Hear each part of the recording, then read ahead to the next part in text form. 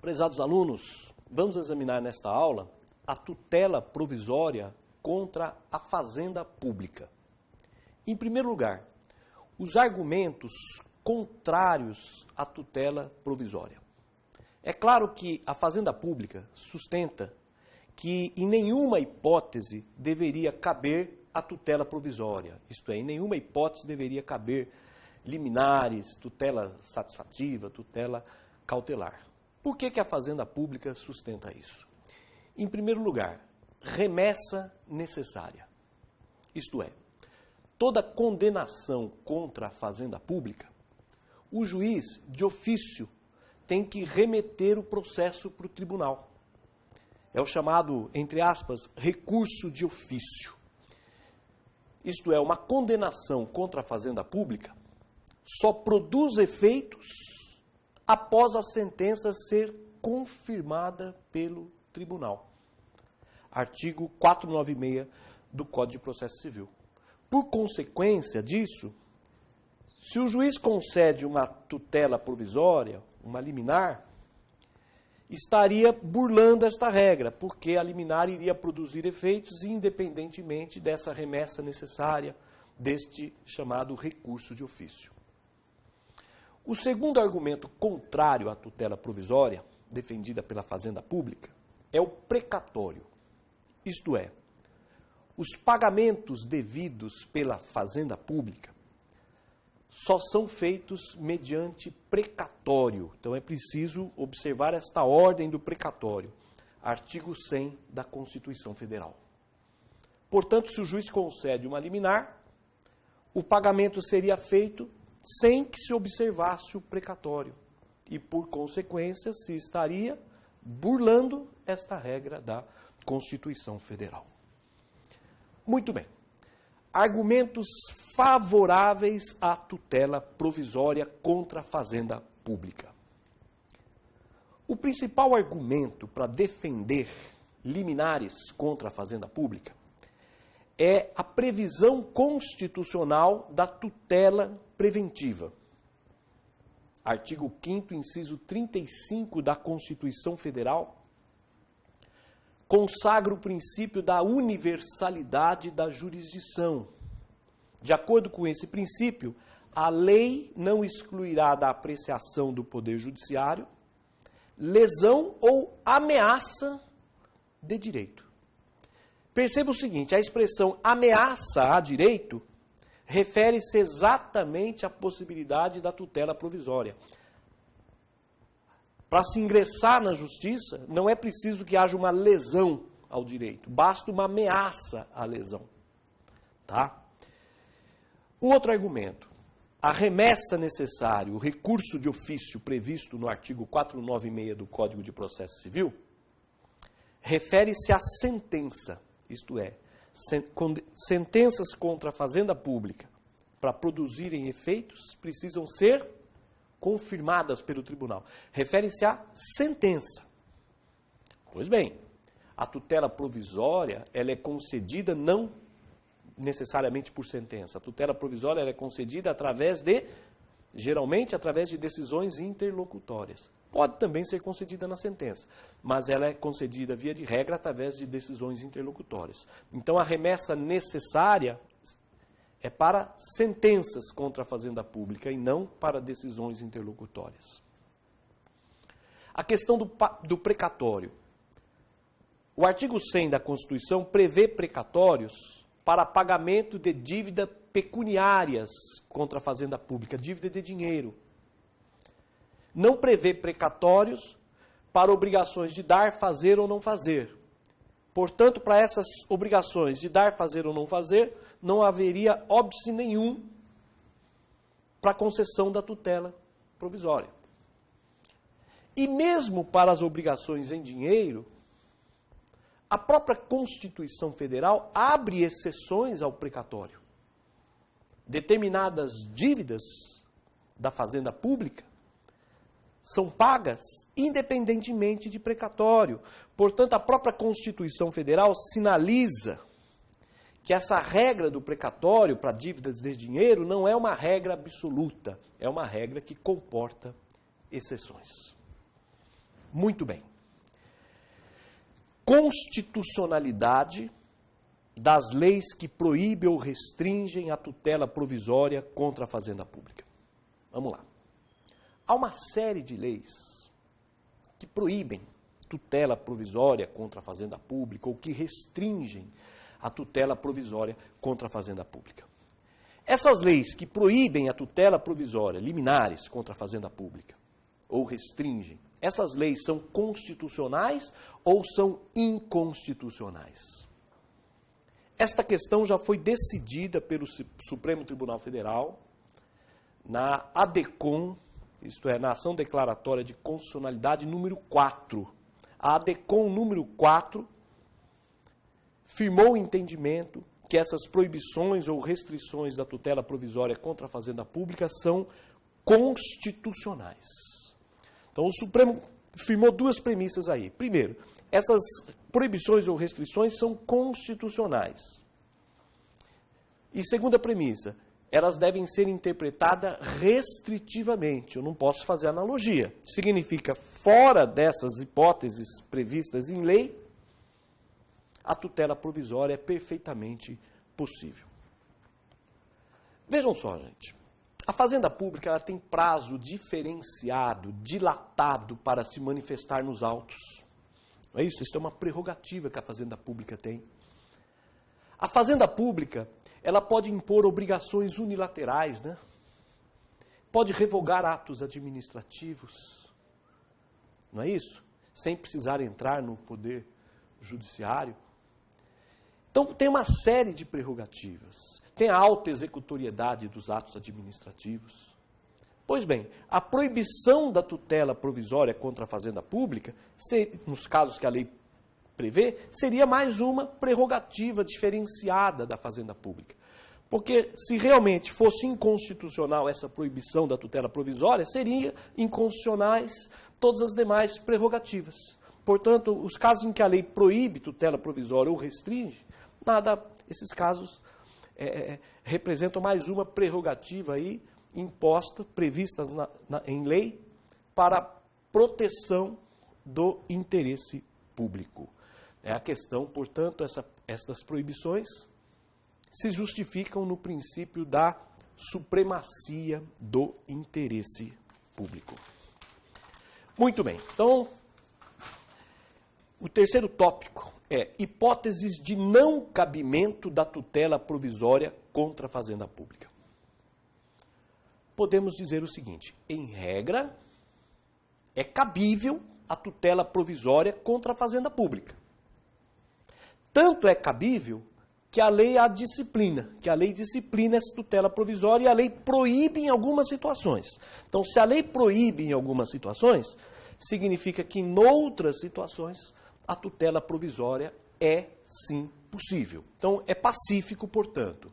É possível a tutela provisória contra a fazenda pública, salvo naquelas hipóteses taxativas que a lei proíbe ou que a lei restringe. Muito bem.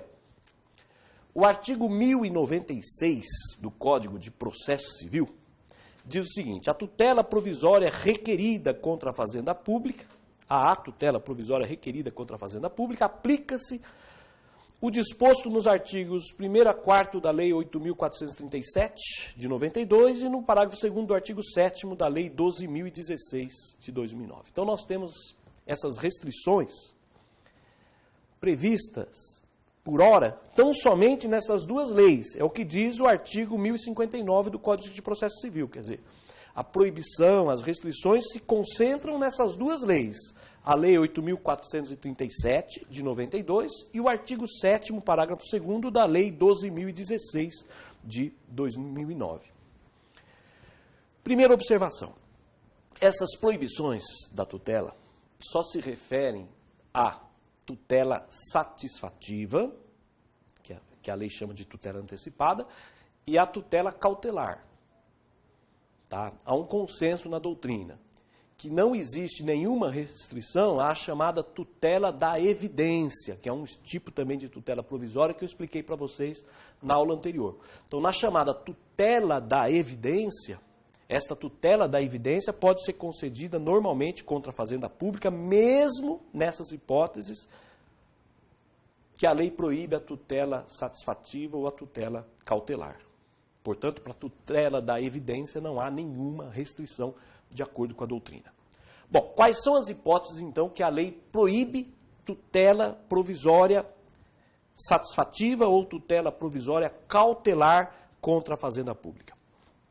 Vamos analisar primeiro as hipóteses da Lei 8.437 de 92, que diz o seguinte: não é possível a tutela satisfativa ou cautelar nas seguintes hipóteses. Primeiro, ações nos casos em que não cabe liminar em mandado de segurança em razão de vedação legal. Então, aqui é o seguinte: toda vez que a lei proibir liminar em mandado de segurança contra a fazenda pública, significa que está proibida a liminar em qualquer outra ação que não seja mandado de segurança, mas que versa sobre o mesmo assunto.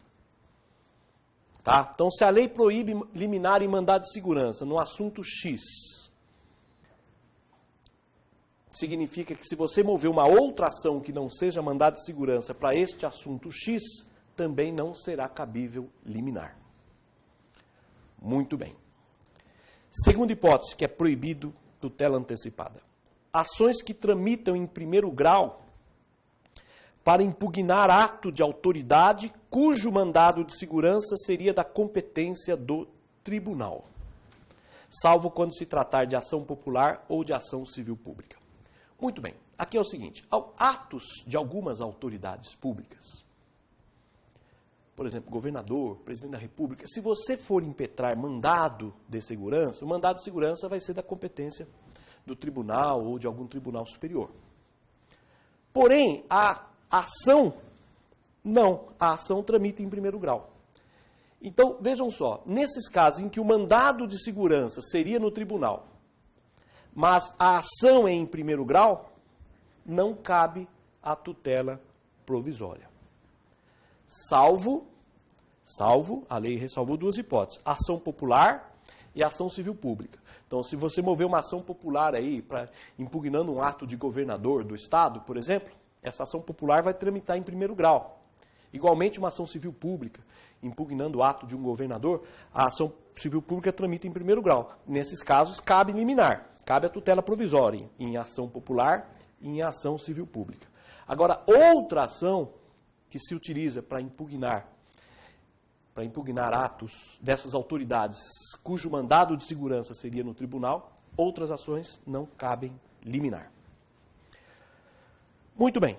Terceira proibição de tutela provisória, que diz o seguinte: não cabe a tutela provisória, não cabe a liminar que esgote no todo ou em parte o objeto da ação.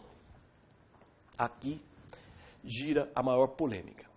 Vejam, não cabe liminar que esgote no todo ou em parte o objeto da ação. O que significa essa expressão esgotar no todo ou em parte o objeto da ação?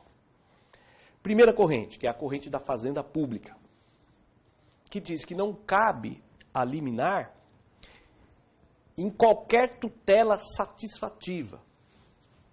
Tutela satisfativa é aquela que concede desde já o pedido, concede desde já o direito material. Então, esgotar o objeto no todo ou em parte seria conceder tutela satisfativa. Isto é, antecipar o pedido. Aquilo que seria julgado na sentença vai ser julgado desde já, em sede de liminar.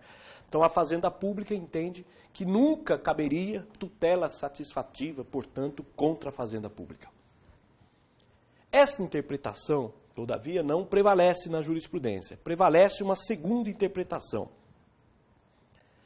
que interpreta da seguinte forma: esgotar no todo ou em parte o objeto da ação seria o seguinte: é a proibição de se conceder liminares irreversíveis. Então, é a irreversibilidade dos efeitos da decisão. O juiz prolata uma decisão e depois, por exemplo, dá uma liminar para derrubar um determinado bem, mais ou menos, por exemplo. Daí não tem como reverter essa decisão. Tá? Então, a proibição seria apenas para aquelas tutelas provisórias irreversíveis. Isto é, que uma vez concedida, não teria como retornar ao status quo ante. Que é exatamente o que diz o parágrafo 3º do artigo 300 do Código de Processo Civil. Muito bem. Vamos falar agora da proibição do artigo 7º, parágrafo 2º da Lei 12.016 de 2009. Esse artigo 7º, parágrafo 2º, também proíbe liminares em duas situações. Na verdade, em três situações. Primeira situação, é proibida liminar para deferir compensação de crédito tributário ou previdenciário. Então, o sujeito, quando ele move uma ação para querer compensar crédito tributário ou previdenciário, não se pode conceder liminar. Tá? Isso está proibido pela lei. E é o que diz também a súmula 212 do STJ, que diz: a compensação de créditos tributários não pode ser deferida em ação cautelar ou por medida liminar. Muito bem. Perceba o seguinte, que a lei proíbe liminar para compensar crédito tributário ou para compensar crédito previdenciário. Tá? Mas não proíbe liminar para suspender o crédito previdenciário ou tributário. Então, cuidado. Se perguntarem para vocês, é possível uma liminar para suspender o crédito tributário, suspender a exigibilidade do crédito tributário? Liminar para suspender a exigibilidade, para que a Fazenda não cobre o crédito tributário, o crédito previdenciário? Sim. Artigo 151, inciso 5º do Código Tributário Nacional. São duas situações diferentes. É proibido liminar para compensar crédito tributário ou previdenciário, que a compensação iria gerar a extinção do crédito. Isso é proibido liminar para compensar créditos.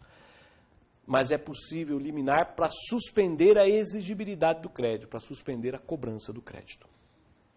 Tudo bem? Entenderam? Segunda situação em que é proibida liminar.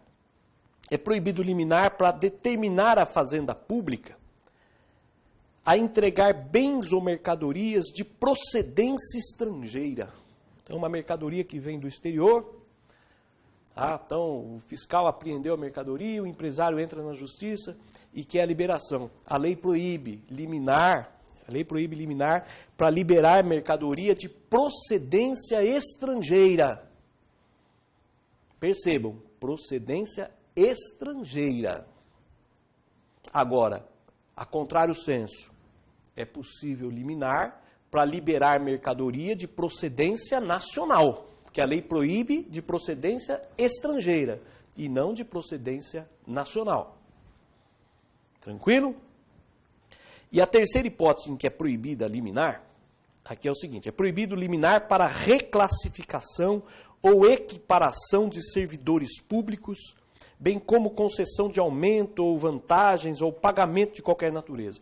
Em suma, é proibido liminar para beneficiar o servidor público em matéria de vencimentos. O servidor público quer uma equiparação salarial, não cabe liminar para isso. Tudo que diz respeito a vencimentos de servidores públicos, não cabe liminar. Tá? Agora, cuidado. Vejam que a lei prevê que não cabe liminar em matéria de vencimentos, vantagens, pagamento aí para servidor público.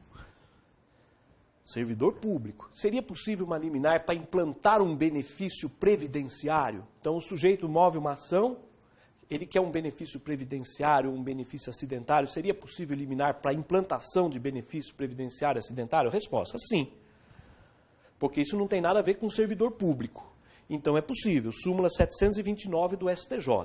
Então, a proibição de liminar diz respeito a vantagens para servidor público e não vantagens para segurado social, para acidentado. Daí é possível liminar. Como eu disse, o Supremo Tribunal Federal foi muito claro. A proibição da liminar deve ser interpretada restritivamente, isto é, só é proibida naqueles casos previstos em lei. Tá certo? Muito bem. Tem algumas situações em que a lei não proíbe a liminar, mas ela cria uma restrição. A lei diz, só é possível a liminar após a prévia oitiva do representante judicial da Fazenda Pública.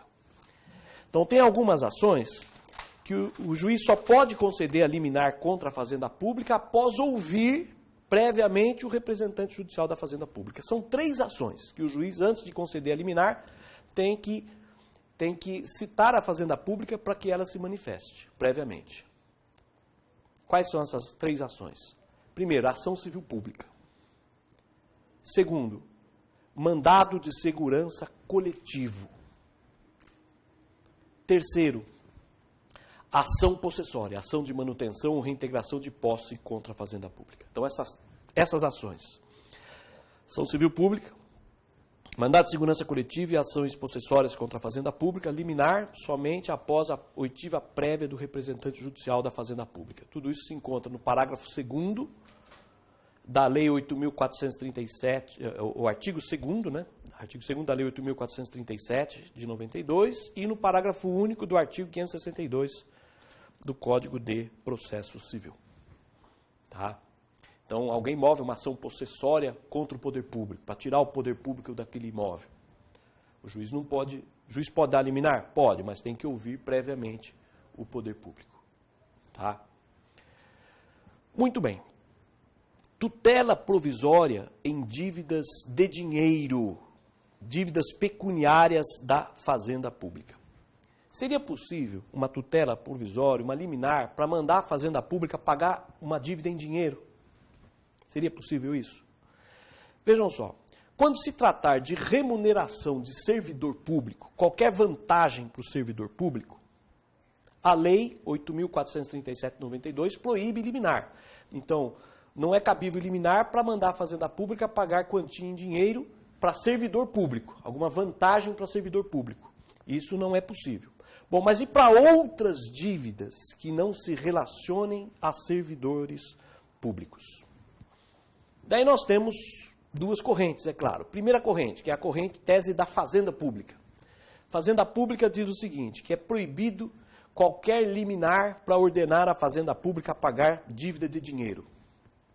Os argumentos. Primeiro, o artigo 100 da Constituição Federal prevê que dívida de dinheiro da Fazenda Pública só pode ser paga mediante precatório. E precatório, então, teria que ter uma sentença transitada em julgado para depois efetuar o pagamento de dívida em dinheiro. O segundo argumento. A Lei 8.437 de 92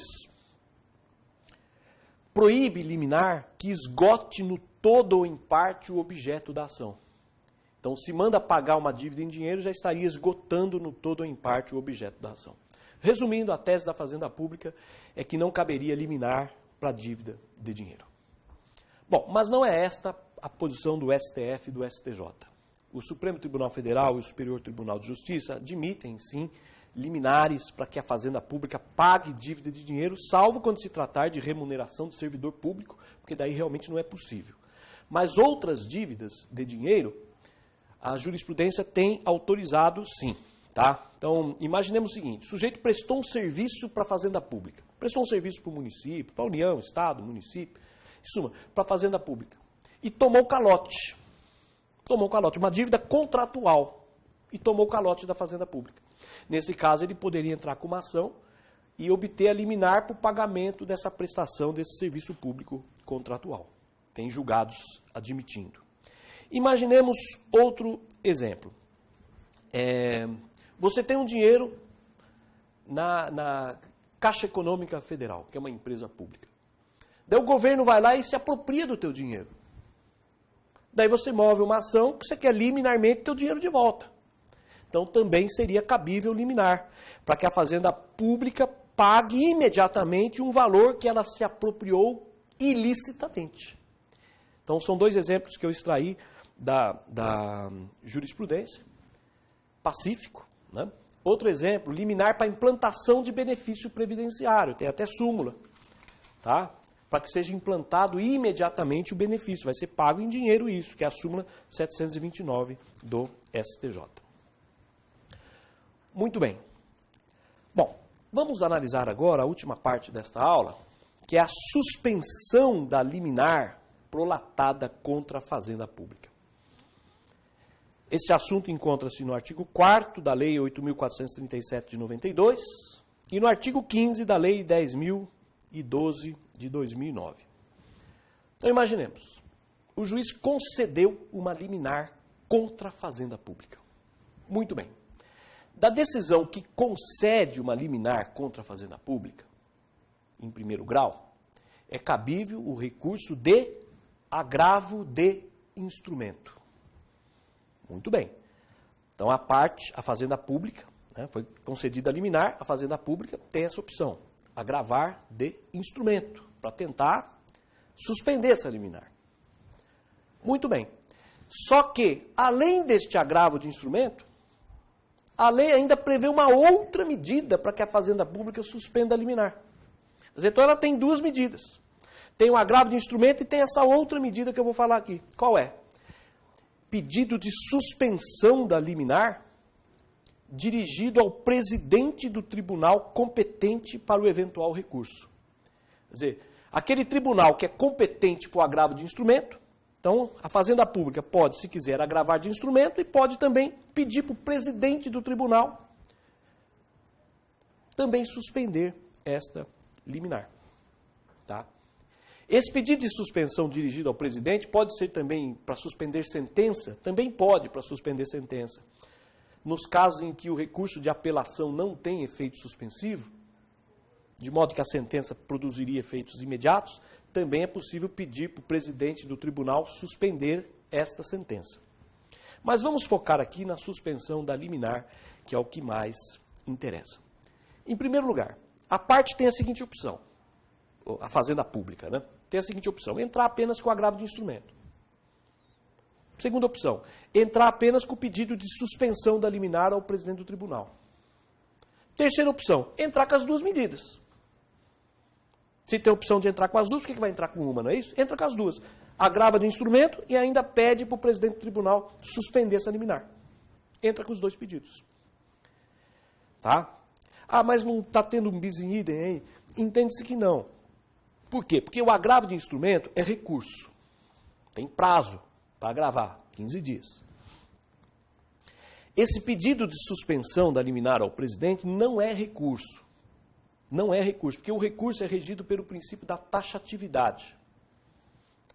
Só é recurso aquilo que a lei diz que é recurso, e a lei não escreve que essa medida é recurso. Não é propriamente um recurso.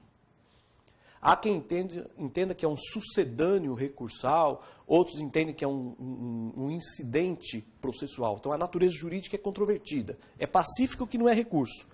Uma primeira corrente entende que é um sucedâneo recursal, uma segunda corrente entende que é um incidente processual. Muito bem. E o prazo para entrar com essa medida de suspensão, esse pedido de suspensão ao presidente do tribunal? O prazo é até antes do trânsito em julgado. Então, você tem até o trânsito em julgado. Então, veja, enquanto o agravo de instrumento você tem 15 dias, esse pedido de suspensão é até o trânsito em julgado. Então, é muito mais amplo, né? Muito bem. Quem pode formular esse pedido de suspensão da liminar? Esse pedido de suspensão da liminar, dirigido ao presidente do tribunal, pode ser feito pela Fazenda Pública e pelo Ministério Público. Mesmo nas ações em que o Ministério Público não atua como fiscal do ordenamento jurídico, o Ministério Público não está no processo, mas ele pode ingressar apenas para formular esse pedido. Portanto, é a Fazenda Pública e o Ministério Público. Portanto, não está à disposição das partes, porque o recurso está à disposição das partes. Tá certo? Agora, esse pedido de suspensão não está à disposição das partes. Está à disposição da Fazenda Pública e do Ministério Público, e não da outra parte. Por isso que também não é recurso. Agora, Fazenda Pública, interpretação, Fazenda Pública é União, Estado, Município, Distrito Federal, autarquias, fundações públicas, eventualmente até concessionárias de serviço público, quando presta serviço público. Uma concessionária de serviço público, quando presta serviço público, também é considerado Fazenda pública. Bom, quais os fundamentos desse pedido de suspensão da liminar ao presidente do tribunal? A lei resolveu especificar esses fundamentos. Em vez de deixar livre a fundamentação, a lei especificou esses fundamentos. O fundamento tem que ser, então, é o risco de dano. Então, tem que fundamentar que existe um risco de dano à ordem pública, ou à saúde pública, ou à segurança pública, ou à economia pública. Tá? Portanto, tem que se basear nessas 4 situações: riscos de dano à ordem pública, saúde pública, segurança pública ou economia pública. Muito bem. O pedido pode ser formulado antes ou depois de eventual recurso de agravo de instrumento, ou mesmo sem interposição de recurso de agravo de instrumento, é possível esse pedido. Tá? É muito comum, às vezes, na prática, quando tem várias demandas repetitivas, tem várias ações tramitando contra a Fazenda Pública sobre o mesmo assunto. Daí, em vez da Fazenda formular vários pedidos de suspensão da liminar, formula um pedido só e aglutina nesse mesmo pedido todos os processos que tramitam e que tratam do mesmo assunto. Tá? Então, se tem vários processos cuidando do mesmo assunto, é possível formular um pedido para abranger todos esses processos. Muito bem. E, eventualmente, depois, se alguém mover uma outra ação parecida e for obtida a liminar, daí o procurador da Fazenda pede apenas para aditar, para incluir também a suspensão em relação a esse novo processo que entrou depois. Muito bem. Da decisão do presidente do tribunal que denega o pedido de suspensão da liminar, ou que concede o pedido de suspensão da liminar, é cabível o recurso de agravo interno. Agravo interno para o respectivo tribunal. Então, aqui é importante que tinha antes a súmula 506 do Supremo Tribunal Federal. Essa súmula 506 está cancelada. Essa súmula 506 só admitiu o recurso de agravo interno contra a decisão que denegava, a decisão do presidente que não suspendia a liminar. Se o presidente do tribunal não suspendesse a liminar, daí caberia o agravo interno. Agora, se ele suspendesse a liminar, não caberia recurso nenhum. O próprio Supremo Tribunal Federal cancelou essa súmula. Portanto, cabe o agravo interno da decisão do presidente do tribunal, quer o presidente suspenda a liminar, quer o presidente não suspenda a liminar. Tá? Vai caber o recurso de agravo interno para o respectivo tribunal. Muito bem, então vejam só. Juiz de primeiro grau deu uma liminar contra a Fazenda Pública. Daí a Fazenda Pública entrou com o pedido de suspensão dessa liminar. E o presidente do tribunal denegou esse pedido de suspensão, quer dizer, não suspendeu a liminar. Então a liminar está produzindo efeitos ainda. Então cabe aí o agravo interno. Muito bem. Agora, se esse agravo interno for também indeferido, quer dizer, no sentido que o juiz deu a liminar, o tribunal manteve a liminar, o agravo interno manteve a liminar. Muito bem. Daí, então, cabe um novo pedido de suspensão da liminar ao presidente do STJ ou ao presidente do STF. O presidente do STF, se for matéria constitucional. O presidente do STJ, se for matéria infraconstitucional. Agora, se envolver simultaneamente matéria constitucional e matéria infraconstitucional, o pedido deve ser feito ao presidente do STF. Então, vejam só. Cuidado. O presidente do tribunal manteve a liminar, isto é, indeferiu o pedido de suspensão. Quando o presidente indefere o pedido de suspensão, eu pergunto, é possível já pedir para o presidente do STF ou o presidente do STJ suspender a liminar? Resposta, não. Primeiro é preciso o quê? Agravo interno. Quer dizer, o presidente do presidente do tribunal indeferiu o pedido de suspensão, tem que ter o agravo interno. Depois do agravo interno, foi mantido o indeferimento da suspensão, depois do agravo interno, daí sim é possível o pedido de suspensão dessa liminar ao presidente do STF ou ao presidente do STJ, conforme seja matéria constitucional ou matéria infraconstitucional. Cuidado! não é cabível recurso extraordinário para o STF, nem recurso especial para o STJ da decisão que concede liminar. Da decisão que concede ou que denega a suspensão da liminar. Tá? Porque são decisões que dependem de análise de prova. E esses recursos não se pode analisar provas nesses recursos. Então, repetindo, o juiz deu a liminar.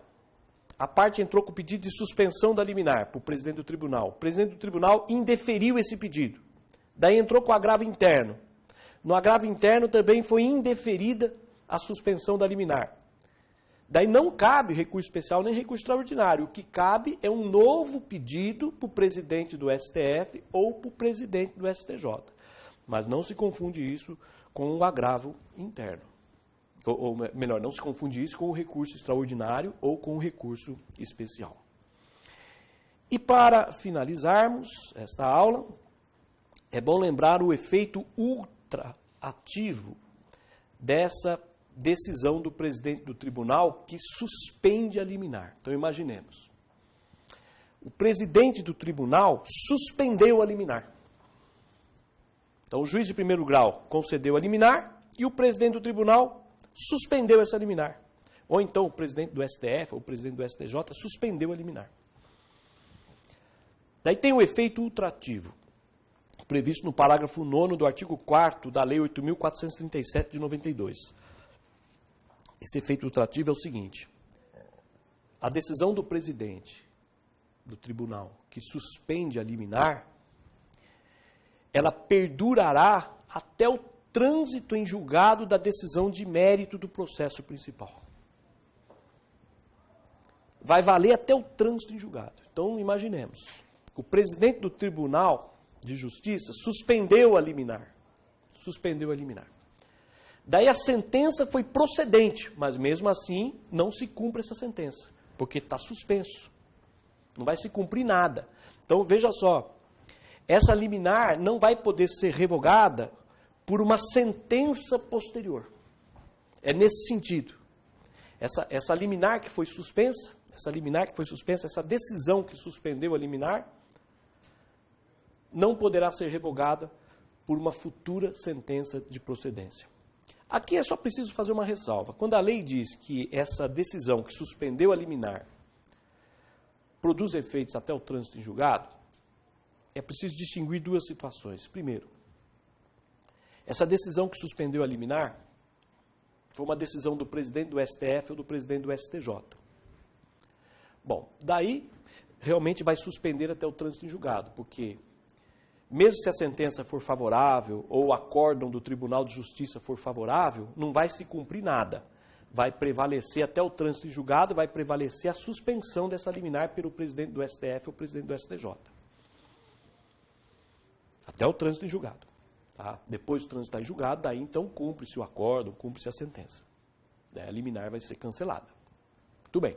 Agora, se quem suspendeu a liminar for o presidente do Tribunal de Justiça, ou um presidente do Tribunal Regional Federal, essa decisão que suspendeu, ela vai prevalecer sobre a sentença. Quer dizer, mesmo tendo sentença favorável, não se cumpre a sentença, que prevalece essa liminar. Mas não vai prevalecer sobre eventual acórdão do Tribunal de Justiça ou eventual acórdão do Tribunal Regional Federal. Então é só esta observação. Se for uma decisão que suspendeu a liminar, decisão suspensa por presidente do STF ou STJ, realmente vai ficar suspensa até o trânsito de julgado, não cumpre nada. Agora, se a suspensão dessa liminar se deu por decisão do presidente do TJ ou presidente do Tribunal Regional Federal, essa decisão que suspendeu vai prevalecer sobre sentença favorável, mas não vai prevalecer sobre um acórdão favorável. Essa é a interpretação que me parece a mais correta. É isso aí, prezados alunos. Um forte abraço, bons estudos.